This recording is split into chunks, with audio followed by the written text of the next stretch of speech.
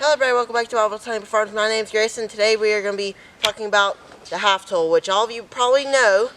Let's get started. Number one feature of the half tool, it has this hole right here to hang on a nail in your bee room or where you keep all your equipment. If you want to hang it on a wall, like have a hive tool, then that's good. All these probably have a hole. Number two, all of them have this end on it, so you can do that on it.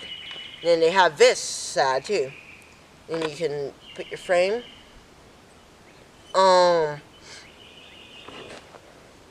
It has a nice grip on it, so you can hold it like whenever you're using it, you're gonna want to hold it like this, and pry up your frames, and then hold your frames. That is it of the half tool facts. There's not many facts about it, but they do have good features, and they have good uses. Everybody needs one of these because bees will propolis their frames, and it'll be kind of hard for it to pull up with your fingers, and there's no way you can really do that because they're all stuck together. So I'm Grayson, and we'll see you on the next bee video.